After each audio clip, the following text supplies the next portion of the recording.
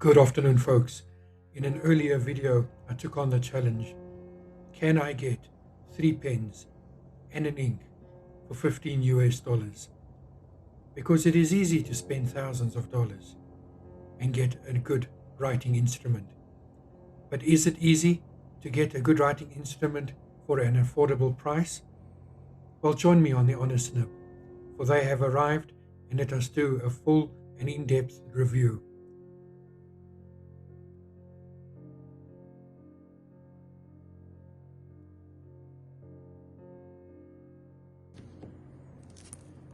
And we start off with a Lambito 950 1mm flat metal tipped fountain pen, described as well suited for Gothic and Roman script writing.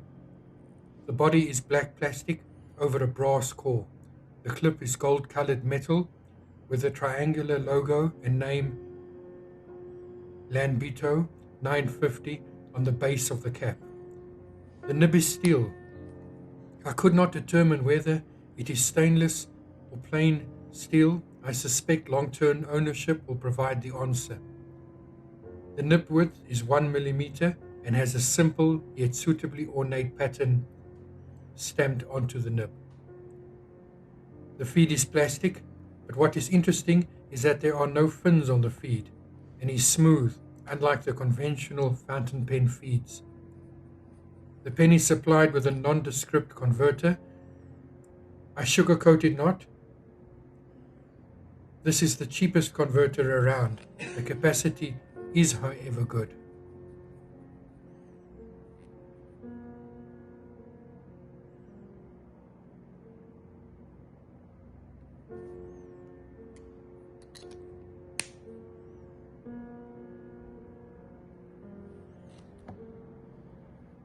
The next pen is the Jinhao 82 fountain pen in transparent light green. The price I paid is 82 South African Rand, or about $5 US, and I purchased it with silver metal trim. This is a pocket pen measuring 123mm in length when capped and has a size 5 stainless steel nib and in a size fine. The converter is much more premium than the Lambito previously shown and is Jinhao branded with a large ink capacity. This pen, in spite of its $5 price, feels higher in value, and its overall shape reminds me of a sailor fountain pen. I see no inner sleeve in the cap, and as to whether this nib will dry out, time will tell.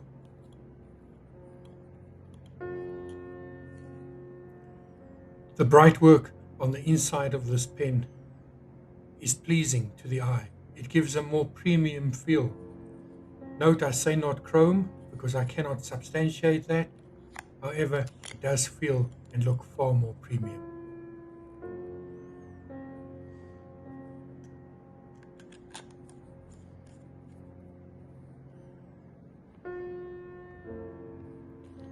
And lastly, we come to the headline act.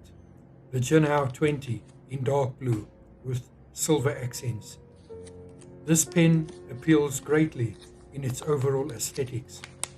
The Janal name is clearly and neatly stamped on the clip.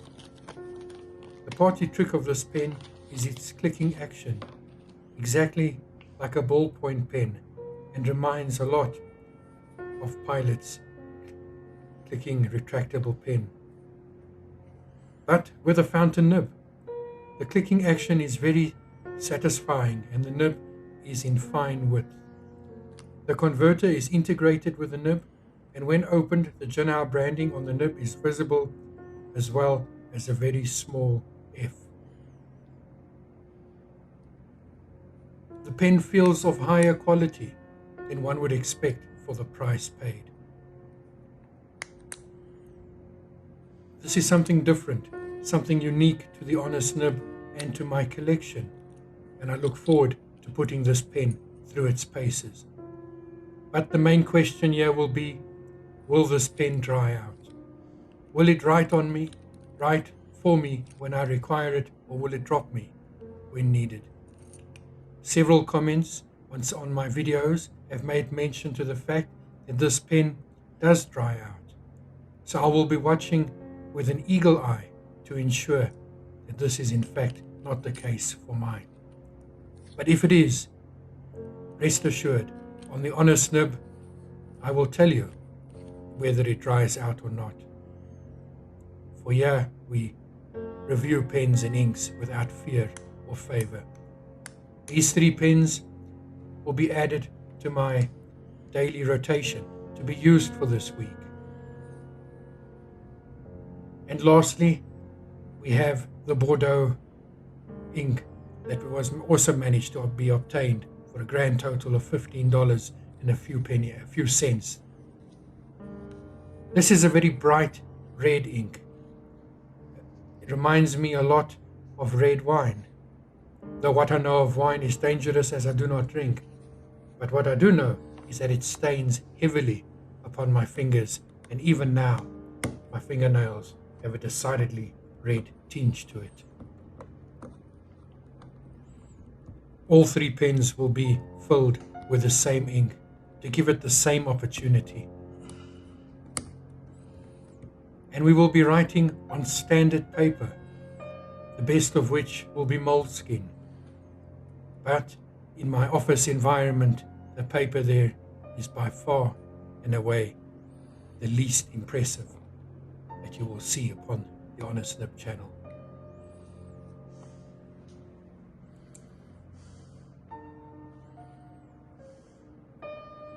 And after that epic battle, the bottle is finally open, and we can fill these 3 pens and get to seeing what you've all come here for. How do these pens write? Will they dry on me? Are they a good alternative to spending a fortune?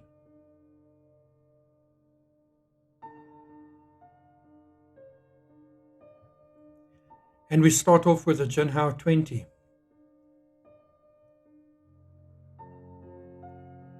This pen does come with a converter and with a cartridge, but I've always found that the converter is far more fun and provides ample opportunity to use whichever ink you have in your disposal.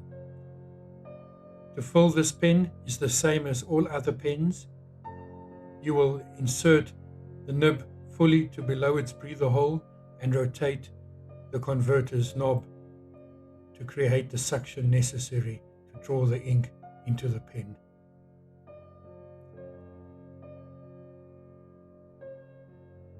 Be sure to tap off the excess drops of ink back into the bottle to ensure that one does not end up with a Bordeaux colored thumbprint or finger stain upon the beautiful white paper. Incidentally, the paper used is Midori. For this writing sample, we will be writing on Midori for all 3 pens. And as expected, with a freshly filled pen, the pen writes nice and is wet, and in this case it is in a fine nib size.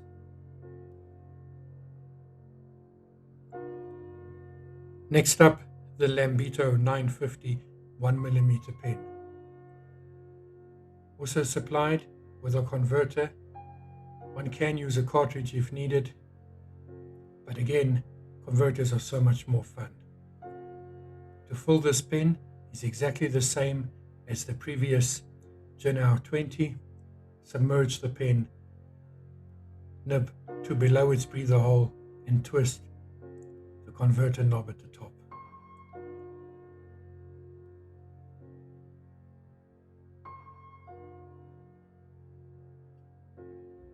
Now this pen is a 1.0mm nib. Nice thick and juicy line, because all collections of pens must have a fine, a medium, a broad, and then something really expressive. Or when one looks at me, one can see that I certainly do not fall into the fine, medium, and perhaps even broad. A double broad, certainly. My chest. This pen writes smoothly upon the Midori paper. As expected, there is no hard start, as there shouldn't be with a freshly filled pen. The review later on will show the pen again, the writing sample that is, once it's had a chance to sit in the pen for a while, and then we shall see if it dries out. And lastly, we have the Jinhao 82 fountain pen in transparent light green. This pen appeals greatly to me. It reminds me a lot of the Sailor Storm Over the Ocean pen with a 21 karat gold nib, which has been reviewed on this channel.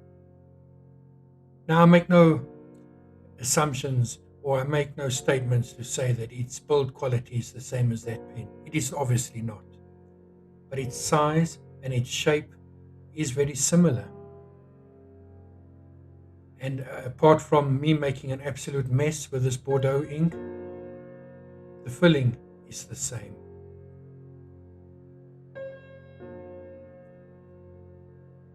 And once again, the test writing sample is very good. Although I would say this is a finer nib, finer than the first pen we tested, the Jinhao 20, which I would say borders more upon medium than fine.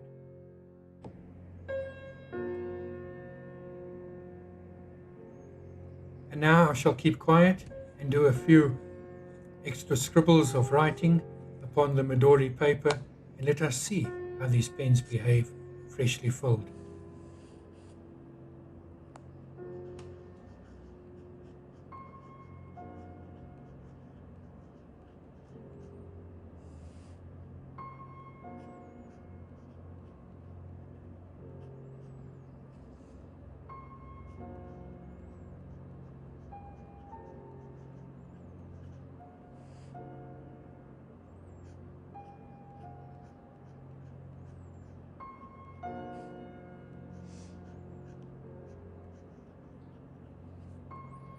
These pens have been filled on Saturday the 15th of the 8th, 2026, and will be in my rotation until the coming Sunday thereafter.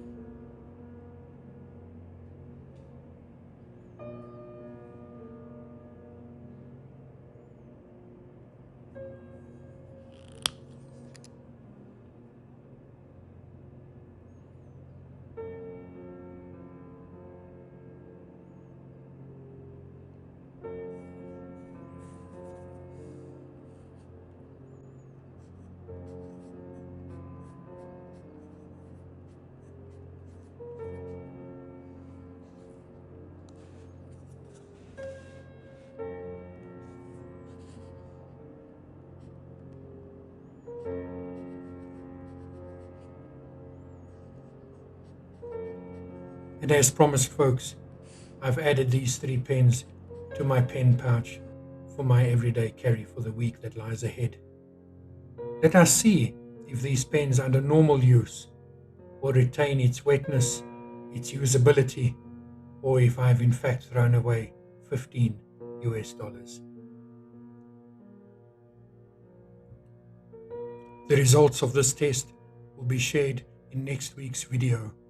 So stay tuned to the Honest Nib to see if this has been a good investment or a folly on my side.